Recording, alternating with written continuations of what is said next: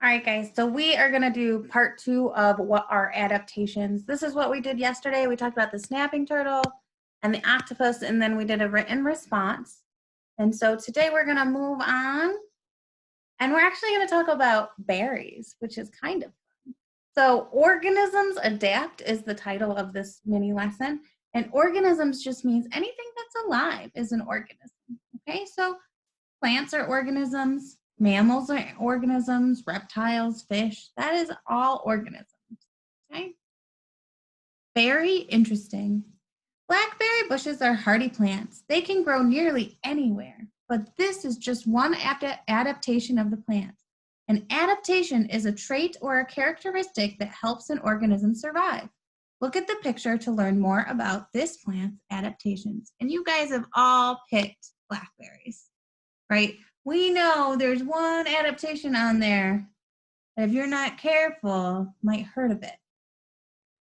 Yeah, all those spines, right? So let's see what we got here. Berries. When animals eat berries, its seeds are scattered after passing through the animal. What a nice way to say that they poop it out somewhere else. All right, what's another adaptation? Thorns. Blackberry branches have many sharp thorns. Yeah, we just talked about that too.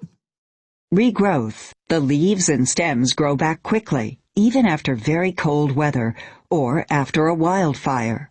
That makes sure that blackberries are always around, right? If they didn't regrow quickly, we might never have blackberries again after things like that. Spreading. Blackberries also spread from roots underground. Nice, very nice. So this has quite a few adaptations. Which adaptation enables a raspberry plant to spread its seeds so that it may grow in a new location? Spreading its seeds. Is it spreading underground roots? Roots aren't seeds. Quick growing stems? Stems aren't seeds. Berries that attract animals? Berries have seeds in them. Branches with thorns. It is berries that attract the animals. So the animals eat it and they poop it out somewhere else. Animals that eat raspberries transport seeds to new locations. Okay. Plants aren't the only organisms that have adaptations. Animals do too. Like we watched yesterday, we saw that octopus with that really cool adaptation of changing its skin to whatever it wants.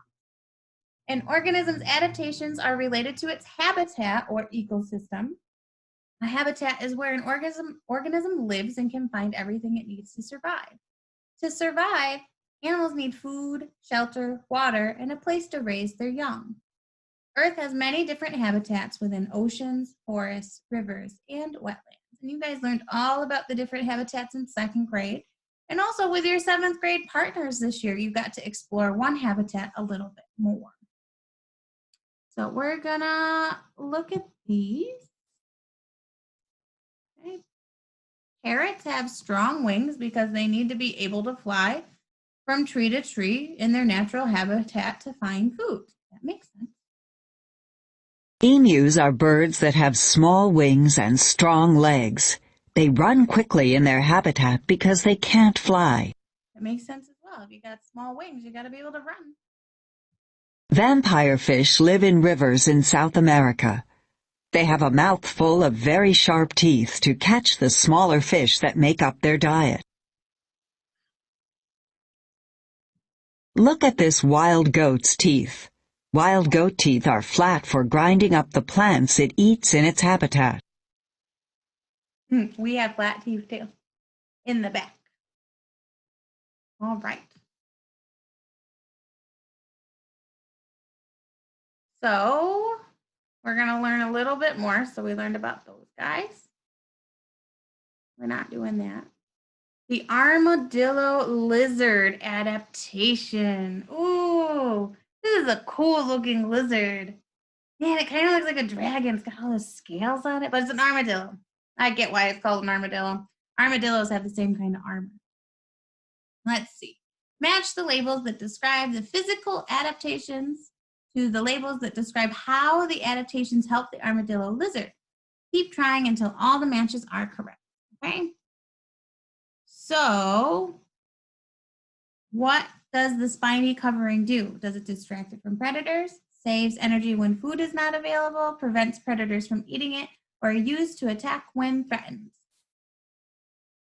I think that it probably prevents predators from eating it because, I mean, who wants to have a spiny dinner?